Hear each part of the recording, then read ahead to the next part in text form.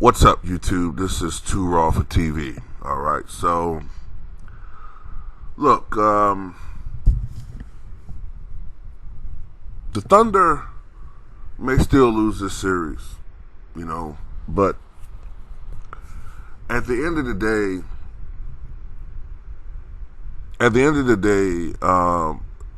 the fact that the Houston Rockets are struggling with the team that's perceived as the weakest team in the playoffs, pretty much, a team that is basically full of role players outside of Chris Paul, who himself is aging. I think Chris Paul is 34, 35 at this point. Just goes to show you that the Rockets are a team that's not going to win a championship. And I have a rooting interest in the Rockets to an extent, because a lot of you guys know I'm fond of Russell Westbrook.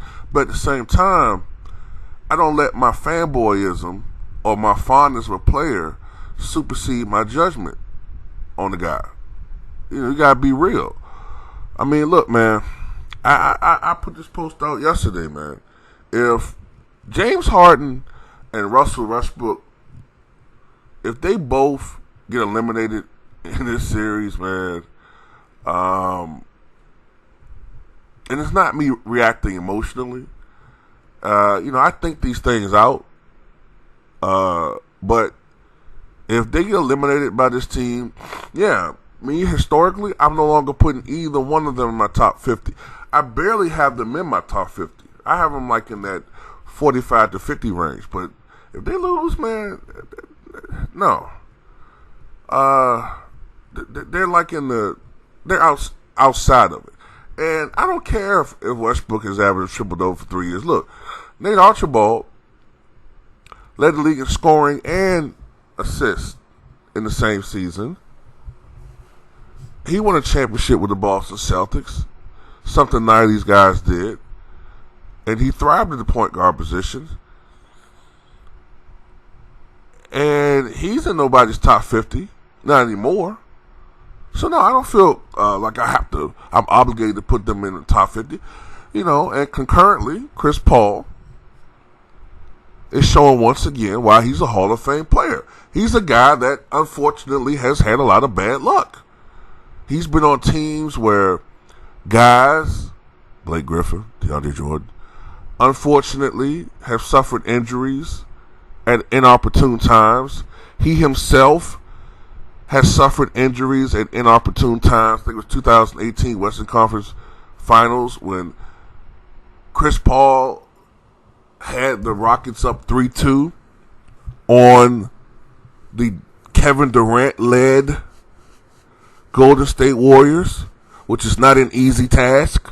But then he suffered that, I think it was a quad injury, where he missed the next 2 games, and James Harden and the Rockets proceeded to shoot themselves out of that series, including a 0 for fucking 27 drought from 3. Yes.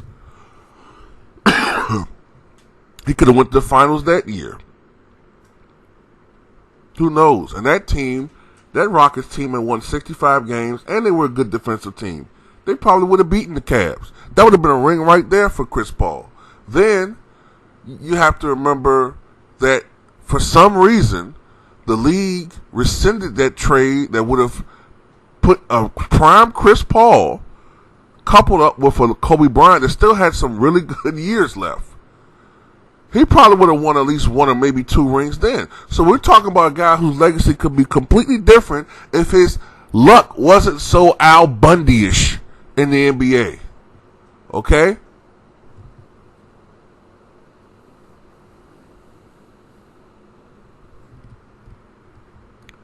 But I want to say this to ESPN, though, and Fox Sports. I've noticed that. Now, don't get me wrong.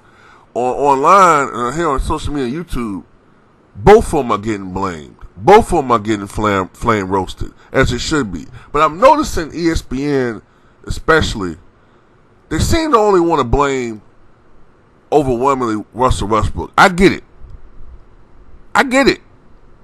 I get it. I understand.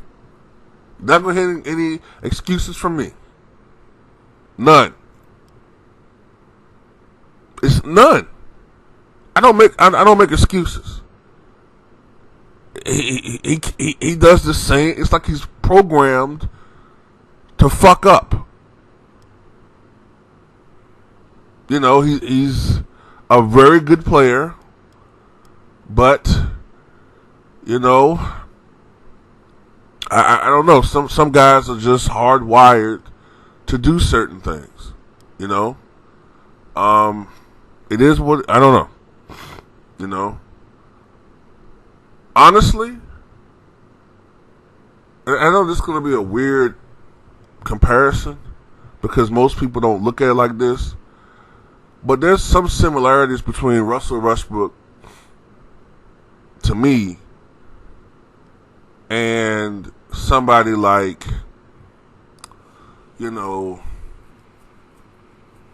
maybe a Brett Favre or maybe a Eli Manning, in that statistically I would say Brett Favre, because Brett Favre was a guy that was very talented, and you know what I'm saying, you never question his heart, you never question his competitiveness, but Brett Favre in clutch situations often did stupid shit. We all remember that 2009, we all remember that championship game. Right? We all remember the championship game. So Brett Favre is hardwired to do stupid shit. The one championship he won kind of came in spite of him against the pre-Brady Patriots. It kind of was in spite of him. You know what I'm saying? He didn't dominate that Super Bowl. So yeah, like it's people like that. You know what I'm saying? Like, I don't know. But, you know what I'm saying, Brett Favre is Brett Favre, and his legacy is greater than Westbrook's is than basketball. But, you know what I'm trying to say? Like, it's just certain people you can't really trust in clutch situations, man. And he's one of them. But James Harden, you know, look, the reason why I go so hard on James Harden is because the media gives him so much praise. They don't praise Russell Westbrook. They often criticize him so much. So by default, sometimes I do take up for him. But I can't in this situation. But I damn sure want ESPN and all them guys to give James Harden the same treatment. You know, you can't sit there and keep praising this guy and talk about how he's the greatest scorer of all time when every damn playoffs he's mediocre. Okay, like, if you think I'm joking, all right, sure, he's probably averaging 30 or close to 30 in the playoffs right now, but where are all these 40-point games? Where are these 50-point performances that we have in the regular season? Why we don't see it in the playoffs? And he's not playing against a juggernaut.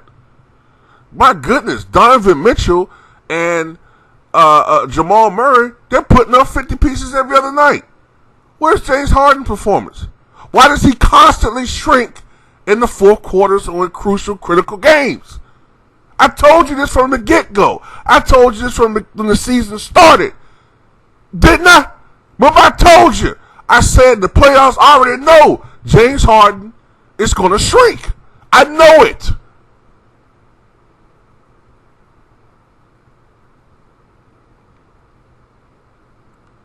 This is why I don't know, man. I'm not right all the time. But more than often, I'm right or in the ballpark. And James Harden and Russell Westbrook they're never going to win a championship. And they may go on to win this series. They might. But this Houston Rockets experiment will not last long. And to me, they need to break this team up. It's just not going to work. Small ball, this is not going to work. And when you have two guys like James Harden and Russell Westbrook, who are both shot jackers, who are both, turnover prone, who are both low percentage scorers, even though I know Russell kind of had worked on his shot selection, but the same old Russ showed up yesterday when they needed the Russ from the second half of last year to show up. And it is what it is, man. I'm that's why, in the football NFL hierarchy, I know we don't really fuck with football, a lot of us, but that's why in the NFL hierarchy, you'll have guys like, that's why you'll have people like Peyton Manning, Tom Brady mentioned. You'll have a Johnny Unitas mentioned. You have these guys in the upper echelon, your John Elways, and then you have this other tier, the Dan Fouts. You know what I'm saying? Dan Fouts was a great regular season player. Great regular season player with the Chargers. Putting up, in that era, great offensive numbers. But Dan Fouts always floundered in the playoffs. So, yeah, it's always going to be guys like that. George Gervin, great player. But George Gervin was not what you would call a premier playoff performer. Not saying he wasn't great, but he wasn't on the same level as a Michael Jordan, or in my opinion, a Jerry West. He wasn't the same type of player. But it is what it is, man. Chris Paul and the Thunder, a lot of people shot the Ticket TV, he, said he thought the Thunder were going to be surprising. The Thunder, I thought Chris Paul would perform well, but I didn't know whether the Thunder would be successful.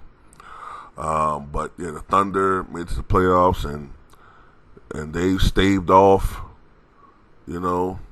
elimination. Houston had these guys down 2-0. And yeah, I know they didn't have Russell Westbrook, but they still should have beaten this team. So, that's all I got to say. Tell me what you guys think.